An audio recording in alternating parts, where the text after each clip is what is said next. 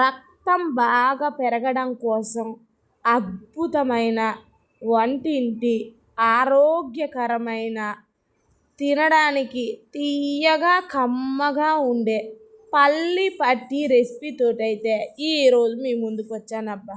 ఇక చేయడం అయితే సింపుల్ అంటే సింపుల్ ప్రాసెస్.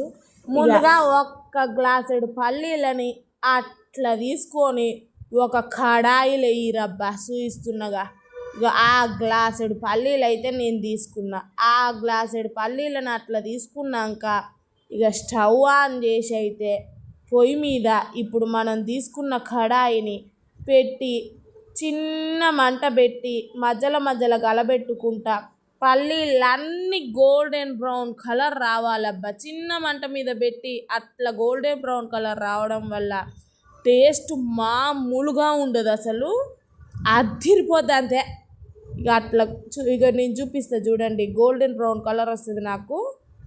ఇక అట్లా గోల్డెన్ బ్రౌన్ కలర్ రాగానే మనం చల్లారడానికి పక్కన పెట్టాలబ్బా. ఇక పెట్టినాక చల్లారంగానే ఇక అట్లా హ్యాండ్ తోటి స్మాష్ చేయరబ్బా ఆ పల్లీలని. ఇక అట్లా స్మాష్ చేసి చూసిర్రా, ఒక్కటన్నా మాడినట్టు లేదు పల్లి. అట్లా చిన్న మంట మీద ఏగితే అట్లా గోల్డెన్ బ్రౌన్ కలర్ వస్తుంది. ఆ టైం వేస్ట్, అంత చిన్న మంట పెట్టి ఎవరు వేయించుతారు అనుకుంటే టేస్టీగా తినాలంటే పని అయినా కానీ అట్లా వేయించుకుంటే తింటప్పుడు మనం చేసిన కష్టం అంతా మర్చిపోతాం.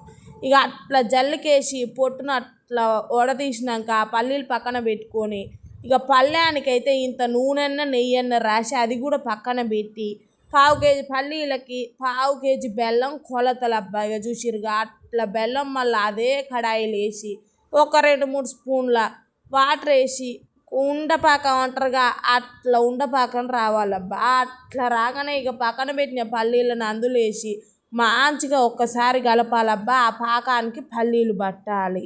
ఇక అట్లా పట్టంగానే నూనె రాసి పెట్టిన పల్లెంలా ఇగో ఈ మిక్చర్ అట్లా వేసి సమానంగా అట్లా అంటే అదిరిపోయే పల్లి పట్టి రెడీ అబ్బా. ఆరోగ్యానికి ఆరోగ్యం, టేస్ట్కి టేస్ట్.